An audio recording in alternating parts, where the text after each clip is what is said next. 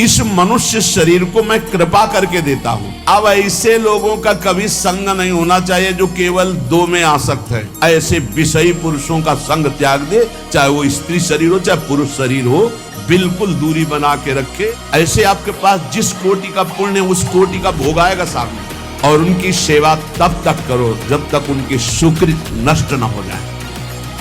और जिस दिन सुकृत नष्ट होंगे उस दिन हम एक लीला करेंगे, तुम शर्त रख देना। उनके अंगों से ऐसे सौरभ के मतवाले हो गए। कुछ समय व्यतीत हुआ, न दिन न रात, उनको पता ही नहीं चला उर्वशी की बाहों में। इतना बड़ा यशस्वी सम्राट इलानंदन पुरवा जब उर्वशी अंतर ध्यान हो गई तो धड़ाम से मूर्छित होकर पृथ्वी पे गिर गए। वो बार बार हा देवी उर्वशी, एक बार दर्शन दे दे, तू कैसी निष्ठुर है, मेरे मन को मेरे चित्त को फंसा के कहा भाग गई। सब पुण्य का खेल है, पुण्य खत्म कोई पहचानता भी नहीं।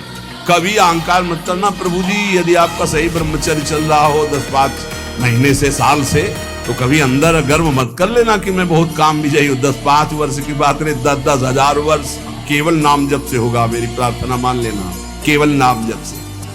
भगवान की शरण में होकर जो नाम जप कर रहा है, हर कदम वो करो सदा तिनके रखवारी, जिम बालक राखे महतारी। चूक हो गई तो हो गई, लेकिन रुकना नहीं है, रौंदना है। हर वासना को रौंद कर आगे बढ़ना। निकल गए, उदाहरण से ज्यादा पुष्टता मिलेगी। महान राज ऋषि कहा गया है इनको, पुरुरवा को। बड़ा धर्मात्मा, संयमी, नियमनिष्ठ। भगवान श्री कृष्णचंद्र जी स्वयं अपने मुख से उद्धव जी को उनका यश सुना रहे हैं और उनकी दुर्दशा बता रहे हैं उर्वशी के कारण। साधक को यह ध्यान रखना चाहिए कि बड़ी कृपा से मनुष्य शरीर मिला और फिर भगवत मार्ग मिला। अब ऐसे लोगों का कभी संग नहीं होना चाहिए जो केवल दो में आसक्त है, रसेंद्री और जनेंद्री। खूब अच्छा खाने को मिले, खूब काम भोग भोगने को मिले, ऐसे विषयी पुरुषों का संग त्याग दे, चाहे वो स्त्री शरीर हो चाहे पुरुष शरीर हो, बिल्कुल दूरी बना के रखे, नहीं तो दुर्गति पक्की है। जिस समय जैसे आपके पास जितना रुपया है उतने ही आप आभूषण खरीद सकते हैं। ऐसे आपके पास जिस कोटि का पुण्य उस कोटि का भोग आएगा सामने। अब कहते हैं आप सराय नहीं आती ऋषि मुनि को भ्रष्ट करने के लिए, जिससे लोग पूछते हैं। तो 100 रुपया में जब आप फिसल जाओगे तो 1 करोड़ देने की जरूरत क्या है? और 1 करोड़ में तुम गिर गए तो फिर अरब देने की जरूरत क्या है? 1 अरब देने की जरूरत क्या है? तो अपने लोग तो बहुत ही मर्त के घृणित लोकों में, मृत्यु लोक के घृणित भोगों में भगवान को भूल गए। तो अप्सरा भेजने की जरूरत तो है नहीं, योग्यता ही नहीं है। अप्सरा देवी है, कोई साधारण नहीं है। बड़े बड़े ऋषि मुनि वंदित है वो, कोई साधारण नहीं, देवी है वो।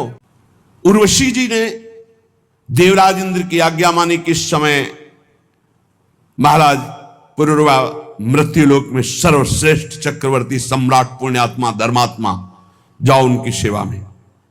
और उनकी सेवा तब तक करो जब तक उनके सुकृत नष्ट ना हो जाए। और जिस दिन सुकृत नष्ट होंगे उस दिन हम एक लीला करेंगे, तुम शर्त रख देना। ये 2 भेड़ हैं, बकरे, भेड़ के बच्चे, मेमना, इनको कोई चुरा ले जाए तो तुम हट जाना, या कभी सहवास के सिवा उनको निर्वस्त्र देख लेना तो हट जाना। ये 2 शर्त रख दो, और जहां उनके पुण्य क्षीण होंगे तो मैं ऐसी लीला करूंगा और तुम्हें बुला लूंगा।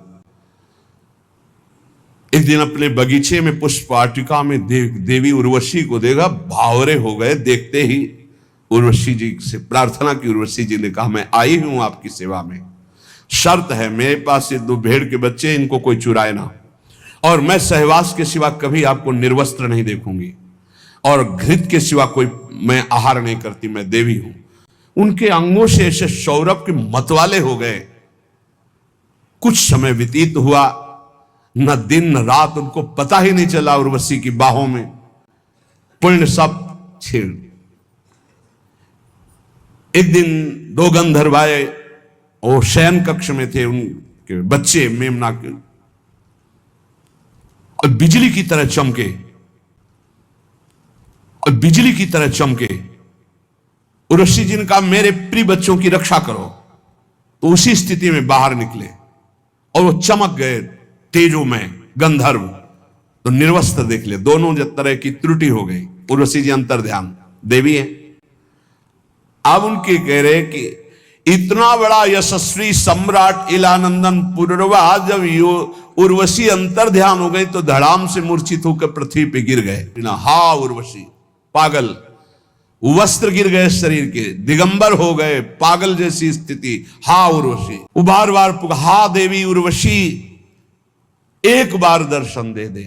तू कैसी निष्ठुर है, मेरे मन को मेरे चित्त को फंसा के कहा भाग गई। उर्वशी मैं मृत तुल्य हो रहा हूं। कौन सुनता है, सब पुण्य का खेल है। पुण्य खत्म, कोई पहचानता भी नहीं। भगवान अब कृपा की और ज्ञान दिए उनको, क्योंकि भगवान ही उनके चरित्र का वर्णन करे। जब ज्ञान हुआ तब देखा अपने को, ये हालत मेरी, धिक्कार है मेरे को, मैं अपने को सम्राट कहता हूं। हाय हाय, भला मेरी मूर्खता को देखो, मेरी काम वासना को देखो, मैं कितना नीच हो गया कि चक्रवर्ती सम्राट होकर उसकी बाहुओं में पड़कर कितने वर्ष खो दिए, फिर भी तृप्ति नहीं, मेरी विस्मृति की हद हो गई। हाय हाय, ठगा गया, लूट लिया गया। जब ज्ञान भगवान ने दिया तब कह रहे हाय हाय, ठगा गया, लूट लिया गया। कब सूर्य उदय हुआ, कब अस्त हुआ, यह भी ज्ञान नहीं रहने दिया उर्वशी ने। बड़े खेद की बात, दिन रात बीतते गए, मैं कभी तृप्त नहीं हुआ। आश्चर्य है, इतना भी अज्ञान होता है। मैं नरदेव शिखामणि चक्रवर्ती सम्राट पुररवा और एक स्त्री के हाथ का क्रीड़ा मृग खिलौना बनकर आज पागल घूम रहा हूं। देखो देखो मेरी और देखो, मैं प्रजानाथ कहलाता हूं। मैं प्रजा की रक्षा करने वाला, मर्यादा रखने वाला सम्राट हूं। मेरी दुर्दशा देखो, मैं अपने शरीर की रक्षा नहीं कर सकता, केवल ये दुर्दशा काम ने की। देखो मेरा प्रभाव, थर थर कांपते हैं सब। मेरा तेज, मैं स्वामित्व बल से युक्त हूं, सम्राट हूं, लेकिन मैं उसके लात खाकर भी उसके पीछे आसक्ति से डोलता रहा। इस काम ने जिसको रौंद दिया, उसका तेज किस काम का, किस काम की वेद्यता ज्ञान उसका, किस काम की तपस्या और शास्त्राभ्यास, कुछ नहीं। जिसको काम ने रौंद दिया वो किसी काम का नहीं। संदेह नहीं कि उसका मौन, व्रत, नियम सब व्यर्थ हो जाता है जो काम के अधीन होकर काम का गुलाम बनता है। कभी अहंकार मत करना, प्रभु जी यदि आपका सही ब्रह्मचर्य चल रहा हो 10-5 महीने से, साल से, तो कभी अंदर गर्व मत कर लेना कि मैं बहुत काम विजयी हूं। 10-5 वर्ष की बात नहीं, 10-10 हजार वर्ष, ये मिनट में मिट्टी में मिल जाओगे। अहंकार नहीं। भगवान वर्णन कर रहे हैं भगवान उद्धव जी को, बहुत होश में, ऐसा बलवान काम है। देखो, पैर छुआएगा, हाथ जुड़वाएगा, बड़े बड़ों को रौंद के फेंक दे, उसका नाम काम है। जो ऐसे काम को भी रौंद के निकल जाए, उसका नाम राम है, उसका नाम श्याम है। उन्हीं के नाम बल से निकल, पक्की पक्की। अगर कोई साधक बचता है तो गुरु कृपा, भगवान नाम से, कभी अहंकार ना करे।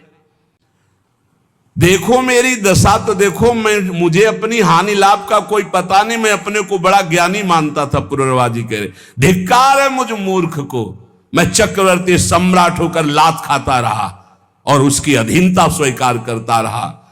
मैं वर्षों तक पता ही नहीं चला कब दिन गई कब रात गई। इस दुष्ट काम ने मेरे चित्त का अपहरण कर लिया। इंद्रियातीत भगवान श्री कृष्ण की कृपा के बिना कौन इस माया पर विजय प्राप्त कर सकता है। बिल्कुल गांठ बांध लो, किसी की ताकत नहीं। जो मुझे ये ज्ञान मिला है वो उन्हीं की कृपा से, और ये भगवान श्री कृष्ण उद्धव जी को सुना रहे हैं। यद्यपि देवी उर्वशी ने मुझसे कहा था कि मेरे से आसक्ति मत कर, वैदिक सूत्रों का भी सिद्धांत बताया था, पर मेरी बुद्धि मारी गई थी। मैंने समझा कि अब मेरे जीवन भर के लिए मेरी साथी नहीं, मैं इंद्रियों के हाथ बिक गया, मैं लुट गया, मैं कुछ नहीं समझ पाया। कहा ये मैला कुचैला मलमूत्र से भरा शरीर अपवित्र, और कहा मैं आरोप कर रहा था कितनी सुकुमारी, कितनी सुंदर, कितनी पवित्र, कितना सुगंध, ये सब मेरे अज्ञान की हद हो गई।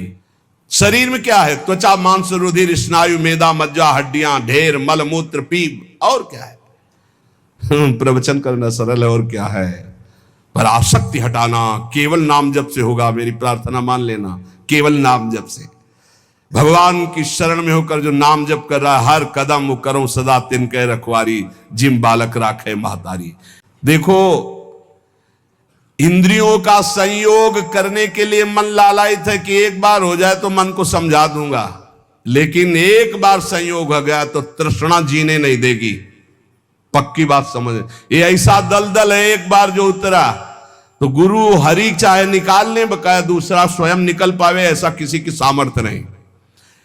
शब्द याद कर लो, गुरु और हरि के सिवा कोई ऐसा नहीं कि इस दलदल में जो उतरा उसको निकाल ले, अंतिम समय तक नहीं निकल पाएगा। केवल गुरु और हरि निकाल सकते हैं, वो एक ही, हरि गुरु एक ही है।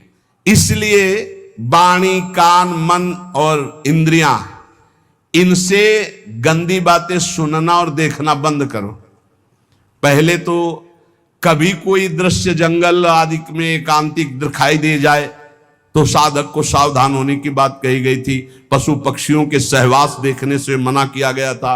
अब तो मोबाइल है, इसमें तो बहुत से बच्चे आकर बताते हैं कि हमने ऐसे दृश्य देखे जिनके कारण हमारी कुमार्ग नष्ट होते होते ऐसी दुर्दशा को प्राप्त हो गया।